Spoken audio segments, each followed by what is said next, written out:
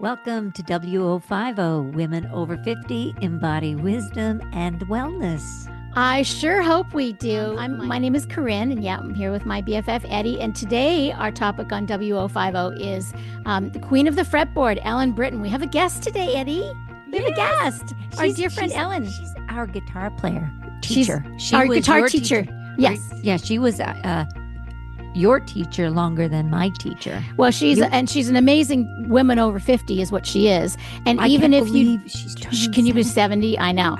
So even if you don't play music or don't play guitar, she's just an amazing woman over 50 who her philosophy of life, I feel like it can be, just translated into any life. Like I feel like Absolutely. it's a beautiful podcast to listen to, and she's just I just love her. I do too. It was really soulful and beautiful and real, and she's just She's wise. full and wise, and that's what we love here. And well-spoken. Well-spoken, so bright. Funny. And God, she had us cracking Oh up. my gosh, she's played, like, we didn't even get into who she played with. Like, we could have been dropping names, like she had Martina McBride, but she's Pam Tillis and Jody Messina, and like all these people started to come into my head afterwards. That she's played with. Yeah. Yes, That and- she's toured with and played with. Yeah. And she's in that amazing group, Queen of Hearts, and that even came into my head when we were talking, like early 90s. She was at the Bluebird, and I'm like, oh my God, that's Ellen. Yes. That's Ellen. That's Ellen. Now you put it together. Player. Yeah, see how that's why living on this planet for this amount of time, and then boom, we get this happening. It's so beautiful. All right. Hi, Ellen. Hello, friends. Hello. Here we are. Oh my gosh. So Eddie came up with a title for our topic today. And Eddie, before I tell Ellen what the title is, did you know she is in the band called the Queen of Hearts? Yes, I did. Oh, I okay. did know. Okay. I did know. So Yes. tell her what Yes. the title is that you came up with for today. Queen of the Fretboard. Yes. Oh, I might have to steal that. I really Queen love that. of the Fretboard. Yep. Yes. All right. Well, that's a lot of pressure, but I'll try and step up. Well, you are queen of the fretboard. Like, Yeah, you you've are. helped me so much, even that little bit, and we'll get into that and talk about Well, that. But yeah, First, can we impress? We'll just do a little bit of fangirling now. Can we impress our viewers? Just because most people don't live in Nashville that are going to be listening and tuning in. So I do know for sure that you played with Martina McBride for that's Yes. yeah. Well, I did, and it was I mean, what an amazing singer! What a joy to get to play and sing with somebody like that. Yeah. Do you know that she considered, because her and I've been friends for a long time, and she considered, of course, she'd never seen me play guitar. Many years ago, she was like, Corinne, maybe you could come on tour with us and play and sing. I was like, no. Well, that makes a lot of sense, actually. And you're such a wonderful singer, too. I mean, that was kind of my job with all the different artists I worked with, was playing guitar and singing harmony, which is maybe my favorite thing in the world. well, that's because the Queen of Hearts, all four of you do harmony, right? It's all Yes, we do. And Yes. because all four of you are amazing lead singers, which is the key to being a good harmony, don't you think? I do. Well, that's interesting. I never exactly thought about it quite like that. I don't know if it's exactly the same skill set. I think to sing harmony, you're obviously one part of a larger whole, and so listening to the other singers and blending with them and kind of listening to the larger sound is, I guess, the most important job, which is not exactly what the lead singer is thinking, focused on the lead vocal, obviously. So true. Because, I want to not. Most lead singers actually are not great harmony singers, but I've always had the feeling that most harmony singers are very good singers, like lead singers, like Sheryl Crow, for instance. She was a very famous backup singer for many, many years. And of course, she is who she is. So incredible. Well, before I moved to Nashville, I remember I loved singing harmony. I did it with my sisters, but I thought every singer could sing harmony. And I said that to you when we were doing a guitar lesson. And I'm like, I just thought everyone could hear it. And I could hear those four harmonies when Yeah. everyone's singing. I'm like, and I thought, every singer can hear it, but Not true. No, Not no. not true. I do think the majority of singers, if you can sing the melody, you can probably figure out a harmony, but not all of them. It's funny how we can have blind spots. Well, like what is obvious to other people, we just it just doesn't come to us, or we have to learn it. It's not a natural thing. And here we are. This is the Ellen we know and love. That statement right there is why we wanted you to be on. So Oh my God, what did I just say? I can't even remember. right, what I yeah. just- So, and I was telling Colleen was very excited that you were going to be on with us, and she said Ellen is just like this amazing person, this amazing woman who is naturally, very naturally a good person living a good life, very intuitive, very, it's true because I feel like I've studied my whole life to be, for a lot of my stuff, studying the mind and happiness and joy. And I feel it just comes to like, it's very natural for you. Well, that's such a sweet and generous description. I'm trying to think. I'm sure there's some truth in that. But at the same time, and this will connect with our theme here, I'm old, so I've had a while to figure some things out, and I like to think I figured one or two things out in my time here. And it's funny that we're having this conversation because in a week or two, let me just think about this, in 11 days, I'm going to be 70 years old. So I'd like to think in 70 years, I've learned something, that I figured something out. And so the idea that I just naturally do whatever it is that I do, that's partly true, but also I have, there's just a lot of trial and error in a 70-year-old life. And if you're paying attention, you will learn from that trial and error. So it's not necessarily some inborn talent. A lot of this stuff is learned the hard way, right? Well, Ellen, when I met you, Corinne she goes, you got to go in and take a lesson with Ellen. And, and of course, Corinne was like, had you raised up here like Colleen too. So we call you the guitar goddess as well, right? Yes. Oh my God. Okay. And now this is already after I've been taking lessons for 30 years. Yes. So, and I have been self-taught, which, self-taught, I hear it, and then I go home and I piddle with it, and I put my fingers in the wrong place, and a sound comes out, and so I'm so nervous with going in and with my music to sit with you. She was very nervous, and I was, and then it was such an amazing session. Like, you're such a great teacher, because I left, all of it fell away right away. Like, I knew as soon as I sat with you, the nerves just fell, because there was just your energy, and then your way of teaching was like, no, that sounds really good, but if you did placement this way, and the way you brought out what I was capable of doing, because I'm going, oh God, she's going to take that finger out of there, and don't put that finger there. But you actually worked with, it's like making a cake. You worked with the ingredients you got. Like, it was so. That's right. I left going, oh my God, I want to be in Nashville every week. And Corinne goes, remember, she Zooms. I'm like, yes. Oh, yes, she teaches on Zoom. Eddie, we talked about that right before you logged on, Ellen. And Eddie's like, she does. And I'm like, Eddie, we took a lesson with her on Zoom together. Yes, remember? She was a little face on a little screen. She's actually larger than that. But yeah, sure. Well, I mean, I do have Zoom students all over everywhere. I have a Zoom student in Australia, which, I don't know, makes me feel like some sort of worldwide mogul of the guitar. I have a guitar student in Australia, and well, in Canada, I have several students. I mean, I have them like all over the place, which is the coolest thing ever. I mean, just thank you, Zoom, or thank you, Internet, that I can have students all over everywhere.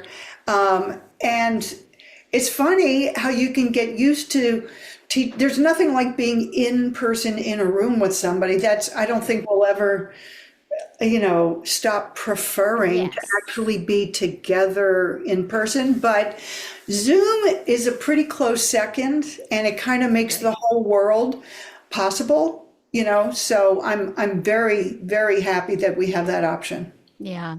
And it's interesting because I know one of the things I want to say when we introduce you before this podcast today is that I know that this will be interesting to everybody, not just people who are interested in music or guitar. Because one of the reasons why I love you so much is because even though you feel like you've gotten wiser with age and you're almost 70, which is freaking amazing to me. I feel like since I met you when I was in my 20s, or 30 at the oldest. Maybe I was 31 when I met you, Yeah, because yeah, so it's about 30 years I've known you. yeah. And I felt like you were wise and of course empowering, but maybe it's because I was young. I don't know, but Yeah. Well, good. I do feel, I think about this all day long because I do it all day long for many, many years. This idea of like teaching and what I aspire to do, and I take that role really seriously, in terms of, I guess what I'm trying to say is in terms of how I want the student to feel about the experience and what I feel the role of the teacher is, and what is constructive and helpful and what is not. So I guess what I'm saying there, I'll be a little more specific and not so vague, is that if I really feel like at the end of every lesson, the student should walk out the door feeling more empowered, more positive about what they're capable of, and clearer about how to go home and work on whatever it is they want to work on. So I feel like if the student doesn't walk out feeling better than when they walked in, more confident, more less worried, less anxious. That's sort of what I'm including with the idea of being clear about how to work on something. Then I really haven't done my job. Seriously, I haven't done my job, because learning something, there's potentially a lot of stress that comes along with that, or can come along with that. Like people are nervous, people feel like there's just, and this is probably unavoidable. I was going to say natural, it's probably just baked in, that if you really care about music and it feels really important to you, then you're going to feel a lot of intense emotion about, well, is what I do going to be good enough? There's just a whole lot of stuff that comes along with that.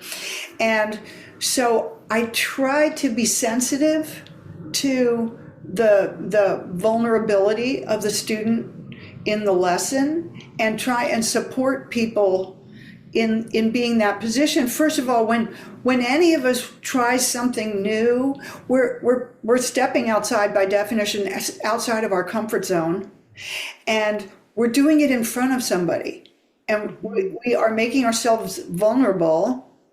I mean, if we're not, I don't think there's a way to avoid that. I think that's just the way the process is.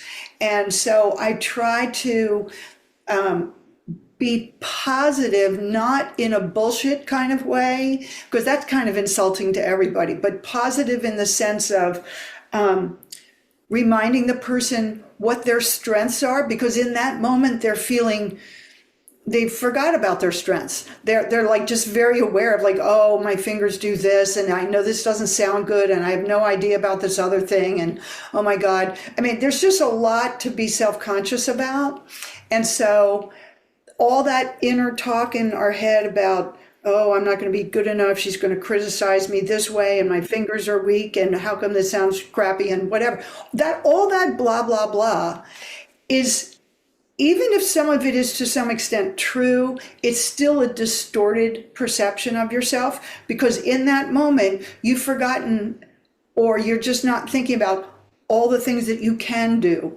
So it's really a lopsided picture. And I feel like part of my role is to rebalance the feeling of the student in real time. Like, yeah, that sounds really good. Oh, and I like your voice. And oh, you're picking well. Hey, why don't you put your finger here and then we'll do. So in other words, I say positive things to support people, not in a sort of fake, let's all feel good about everything all the time way, but in a way of sort of reminding them, having a more realistic picture of themselves. Yeah, we all have our strengths and weaknesses, and we're here to work on the things that you're not satisfied with.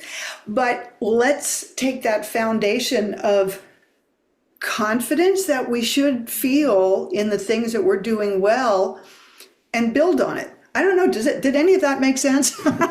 You know what, Ellen? Perfect sense. And as you're speaking, I'm thinking about me in my office where I see people for lifestyle counseling, nutritional changes, and they come in.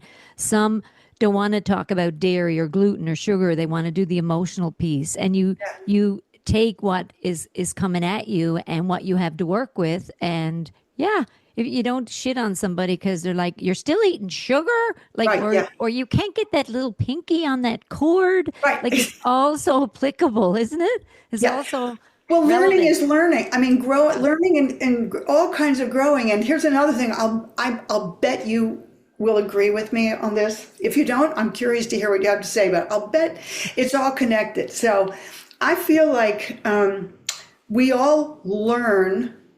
It's just the human way we're wired.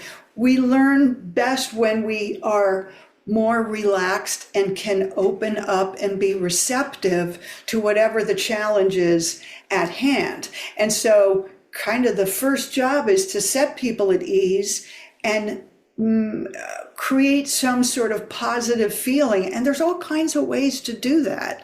I mean, humor is maybe my favorite tool to lighten the load and make people feel more open. Because if we're all freaked out and uptight and defended, then we sort of, tighten up. It's very hard to learn in that state. It just doesn't work very well. Aside from it's not being any fun, it just doesn't work very well.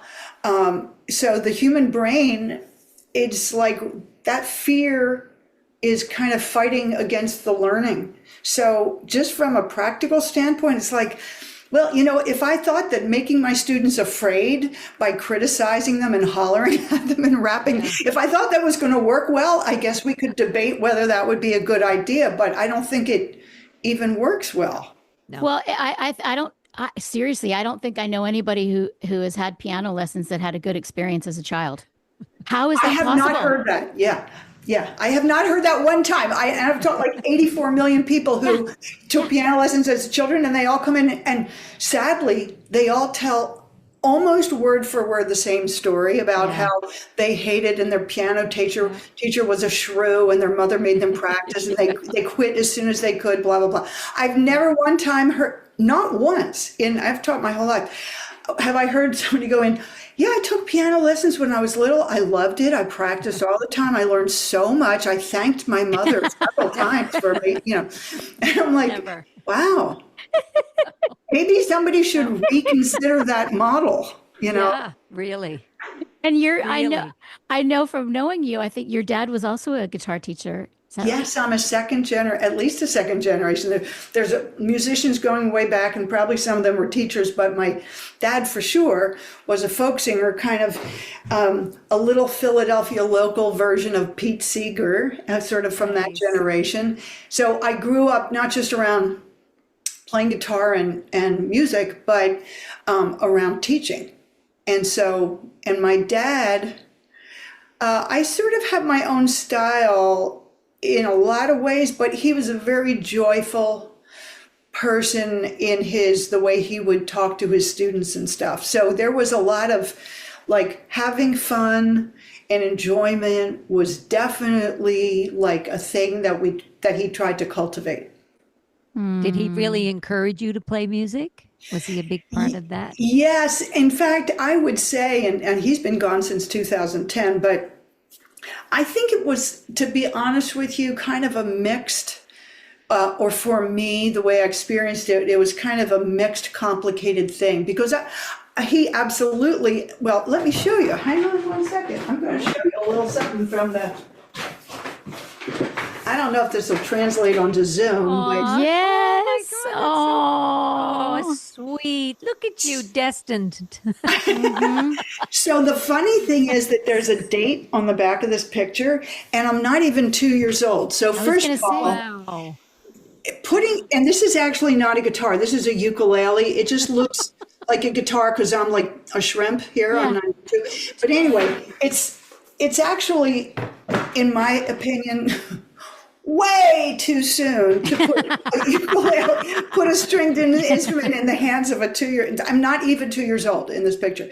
So anyway, so I was exposed, obviously, to music, and really just was in an environment where it was just everywhere all the time. But I also felt pressured, like I was supposed to do that, and that it, to please my dad, and, little girls love to please their dads. And so it kind of got mixed up in like, who was it for? Was it for me or was it for him? Of course, the answer is both, because that's the way people are. Everything's a mix of things. But so it took me a while and maybe I'm still figuring this out, like, sort of trying to untangle some of that. So I don't think that it's kind of a pure experience being in a family like that. It's in India, they call it dharma.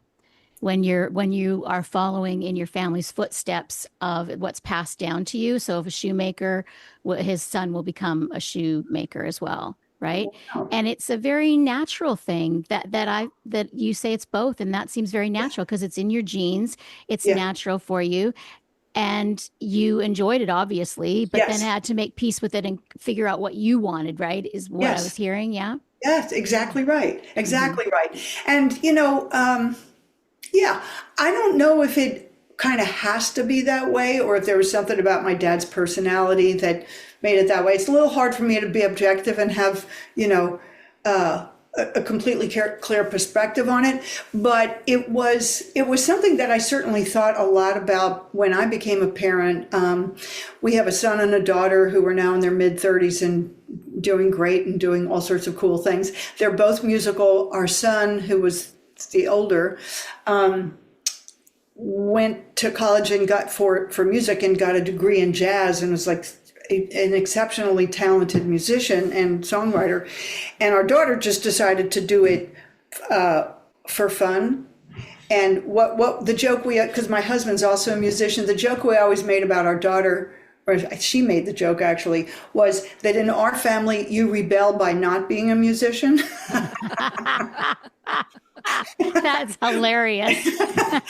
And which I first of all, it's a funny joke, but also, do what you need to do. Kids need to do what they need to do, what feels right to set themselves free, or, try to move in the direction of freedom. Let's put it that way. But anyway, so I tried to be mindful of, even though I don't think you can ever reduce it to zero, but to try and be mindful about respecting their independence and their own feeling free to choose, what their own relationships would be to music, and figure those things out for themselves, and to try to not impose a lot of that, of my own wishes and preferences onto them, because I think it's kind of unfair and just really not good for anybody in the end. Now, I don't know that I was successful. Any parent who claims that they were like completely successful in all the things they set out to do is just a complete liar. I mean, you have to ask my kids, like, so what was that actually like? Here's what your mom thought she was doing. How well did that work? I mean, the kids are the ones who can actually tell you the truth of what it was like for them. But that's what I was thinking about anyway. Yep, it's their point of view. Yeah. Yeah. I mean, I just think as a parent, it's the easiest thing in the world to like congratulate yourself and go, oh yeah. Oh yeah, we never put any pressure on our kids, or we did this and we did this right and we did that right. It's like the idea that you can know that for sure is probably not entirely humble. That's what I'm saying. Ask your kids how well you did with that thing that you think you did so great with. Just run away when they start to answer. Just okay, I bye. know. You will hear the truth, and probably it's going to hurt some, but you know. Yes. Oh yes. Oh, I love all that. And this is why I love you so much, because it does translate. It's like everything I've ever learned from you in between the actual guitar playing was all life stuff and was all so supportive. And what, as you were describing, as Eddie was saying, she does the same thing, and then I do the same thing with my clients. I think it's a life philosophy to uplift people and to see the good in people, because it just serves everybody all the way around. And it's not that you're doing a fake thing. You're just choosing to see what's working, rather than pointing out, because I feel like most of us know what's not working. That's right. already. That's right. Yeah. That's right. That's right. And I think that inner, or maybe we don't entirely know all the things that aren't working, but our inner dialogue, like what is the voices in our head. I don't know if this is true for everybody. Maybe I shouldn't assume, but it seems to me that it tends to be more negative, the voices in your head. And if that were always entirely true, that would be one thing. But it's not. Just because you believe it doesn't make it true. Yeah, right? Just because you think it doesn't make it true. There we go. So this idea of having all this stuff and I just think most people I know that I talk to about this, we'll say the same thing. There's just this inner critic that is talking inside our heads so often, whatever it is. And it's sort of like there's a million ways to be negative, right? Like, oh, how come that G chord sucks? Oh, you should have done this already when you were younger. You should be better along by now. Why don't you practice more? I mean, just like, it's the meanest, most unrelentingly critical chorus in our head. And it's like, it's just not even true so often. And that's what I'm always trying to figure out, how to speak honestly and truthfully to people in a way that is supportive. Well, I'm sure you both, anybody who works with people is probably going to understand what we're talking about here, right? Yeah. Because not speaking the truth to people is, like I said earlier, not just insulting, but unhelpful and also kind of unethical. I feel like I owe people the truth. But sometimes when people say that, they think that means like being cruel. Right. I mean, like you can shit all over them because it's your opinion. What they think being truthful is your opinion. Your opinion is not truth usually. That's such an interesting angle on it. I really, really like that. But people also will conflate, somebody will say something very unkind and say, well, I'm just being honest. Yeah. And I'm like, are you? Is that the whole truth? I question that. I really do. I question that. But at the same time, if you say things to people with the intention of being supportive, they're only powerful if they're true. Mm-hmm. Like bullshit is actually not that powerful. Right. Especially compared to the truth, right? So I think the art of it, and one of the things that makes my job so interesting and compelling, even though I've done it my whole life, is trying to be truthful and kind at the same time. I feel like those are like the twin responsibilities, to be kind and truthful. And if you think you can't, if you haven't figured out, if you think you have to pick one or the other, keep thinking, like keep working on that. Because that's kind of the creativity of it. Like how to talk to people and offer them the truth in a way that is helpful and constructive to them. Yeah. And I just believe that there's always a way. If I haven't figured it out yet, I'm going to keep trying to figure out how can I present the truth in a helpful way. Yeah. That's beautiful. Well, And I I bet you feel really good when people come in and say, I've really practiced really hard. Because I bet Well, that what makes you could be happy. better? And somebody coming in going, I didn't practice this week. And you're not going to get upset. You're going to go, oh, I would have been happier if you had, but okay. But let's you start don't again." even, But you don't even say it. You don't Yeah. even, not even that. You don't even don't say it. Yeah. But you just, I don't know. What would you say? Like, I think I even came in to you and I was like, Ellen, I have not picked up my guitar in like a year. Yeah. Yeah. It's just information. I could talk, I'll try not to give a whole speech about this, but it happens all the time. But number one, you're not practicing for me one way or the other. So whether you practice or not, it's not about me, and you don't owe me a report on that. I'm not the mother superior. I'm not like, this is not a confession booth or something where you're going to come in and confess whatever you did or didn't do. And, and then I, give you your punishment or scold you or whatever. It's like I just am so bored by that. And I'm bored by it. I don't want to be that person. Actually, and I hope this doesn't come out the wrong way. I'm going to on purpose say it in a provocative, strange sounding way, and then I'll try and explain myself. I don't care if you practiced or not. Meaning, it's not about me. It's actually not going to change what we do in the lesson. In other words, the student walks in the room, and I really mostly just meet them where they are, wherever the hell that is. And we're going to figure out how to have the best guitar lesson, figure out what is the most inspiring thing to you, what's the most useful thing to you, whatever that is. And whether you practiced or not isn't actually that relevant to that process. So I hope you did whatever made you happy. That's right? awesome. That's the key right there, meeting people where they are. Yeah. I mean, that's really a life lesson right there. If we can meet everybody where they are, that's a beautiful, beautiful intention. And that's the present moment. It is an intention, and I feel like I'm not claiming that I like 100% success in, let me maybe clarify what I'm talking about. So in general, when I'm teaching people, that's when I see them, is for their lesson. So for 50 minutes, I bring this attitude and awareness into that lesson. With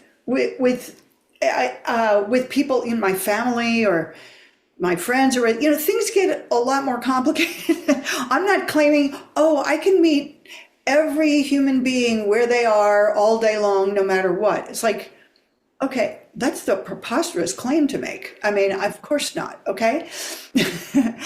Wouldn't that be great? Okay. So I'm not patting myself on the back. I'm saying that in my professional role as a teacher, I actually am able to do that because we have this certain time together, and it's actually fairly clearly defined, which I really find useful. I'm your teacher, and we're going to spend this time together. And you know what this lesson is about? Serving you. Yeah. It truly is. It's like, I don't personally have an agenda. And here's another crazy thing that will probably come out wrong, but I love it and think about it all the time. So this is how I make my living. This is my job. I'm a full-time teacher. I've done this for a million years. For someone to pay me their hard-earned money is so clarifying, maybe for both of us, certainly for me. That's like, so you are paying for my time and my attention and my expertise, and you pay me, and now that is so clarifying. This really is your lesson. It's your 50 minutes. I truly am here to serve you, This is not like, well, this is some sort of reciprocal equal thing. It's actually not. I'm the servant. And I love that. I love it. I'm fascinated by it. And if you really devote yourself to that, every lesson is interesting, isn't it? Like people are interesting, and where they are in the moment is so worthy of attention.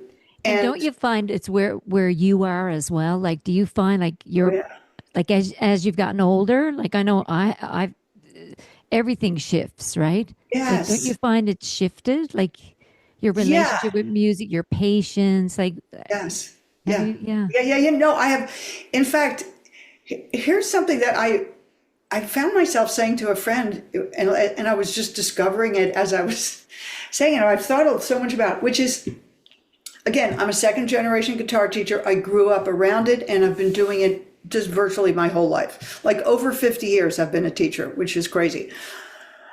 First of all, I think I'm a better teacher now than when I started, which is another way of saying maybe I wasn't a very good teacher when I started. Like, in other words, I feel like I had to learn. It's taken me a long time. It had to do with, I don't know, a million things. Like I had to grow up. I had to learn how to bring my whole self to the process. But what I was saying to my friend not long ago was, I actually enjoy teaching more now after having done it for decades and decades, more than I used to. It's like all the time, I just enjoy it more and more, as opposed to like getting burned out and saying, I am burned out and I need to stop doing it. I feel the opposite. I just feel like people are more and more interesting to me. And I feel like I have a little, I'm more comfortable in my role, I think. I'll bet the two of you would say the same thing. Yeah. Yeah, I mean, I hate to think when I first started life coaching. We have to learn. Yeah, well, fortunately, I feel like I was, sort of naturally doing that with all my friends. Right. Yeah. Anyway, so it wasn't like it started totally from scratch, but yeah, no, I think about that all the time, actually. And and a lot of times compassion burnout can happen. You're serving and then you're not taking the time for yourself. You're raising your children.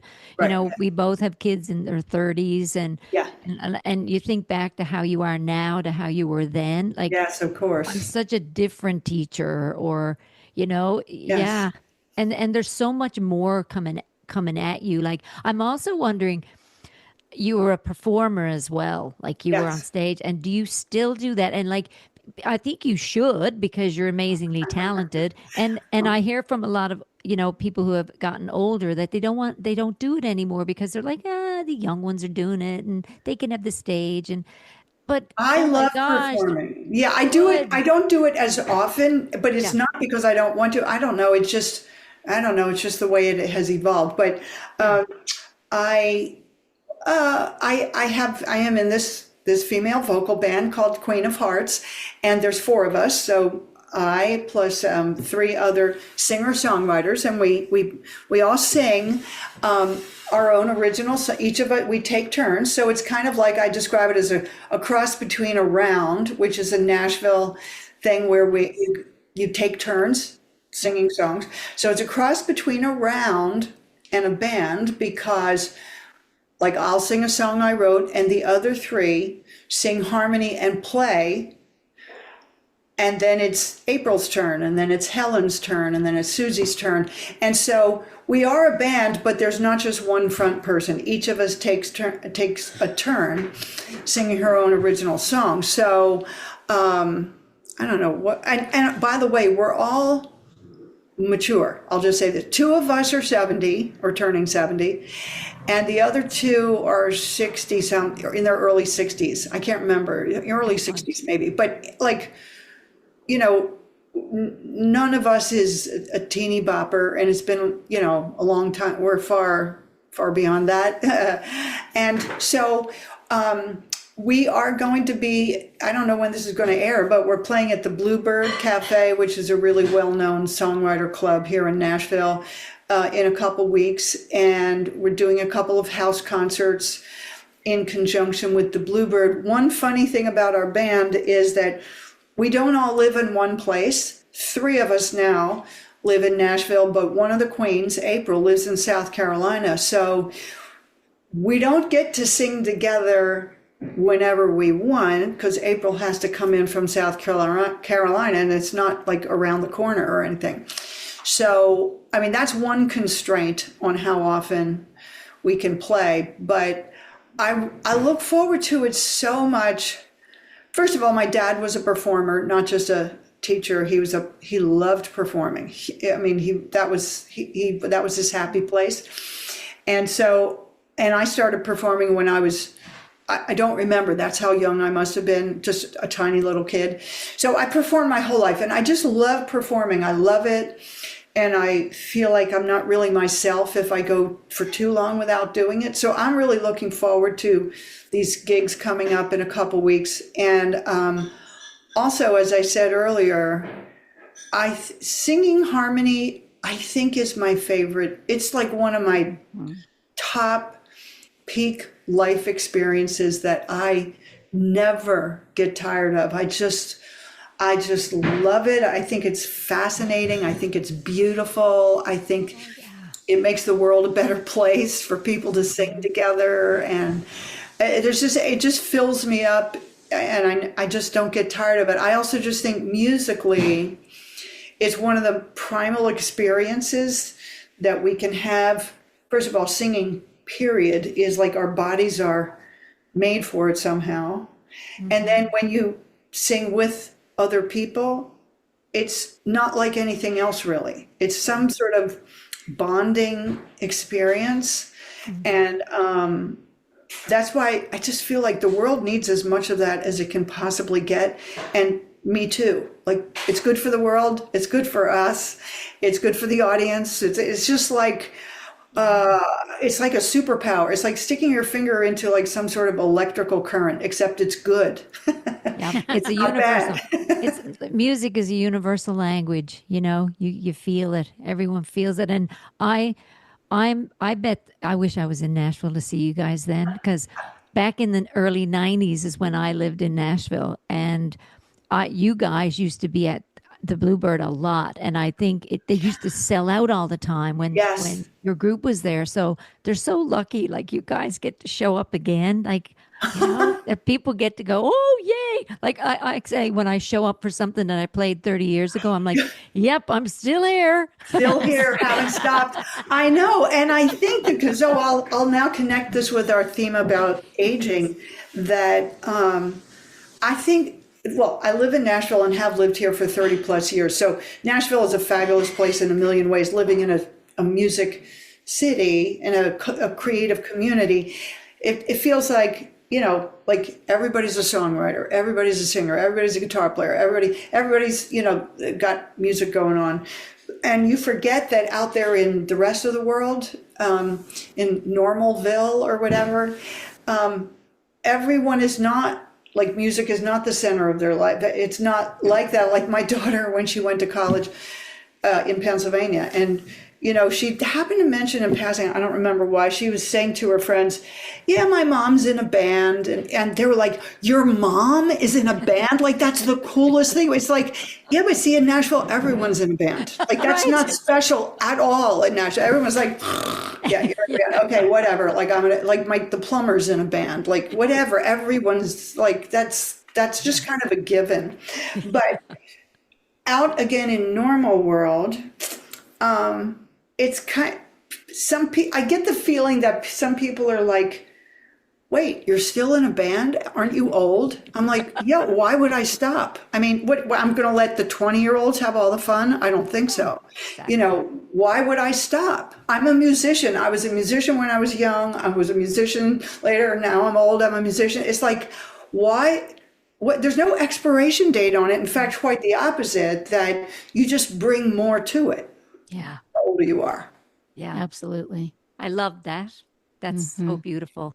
Like Wayne Dwyer says, don't leave this planet with your song still in you. Oh, who said that? Wayne Dwyer.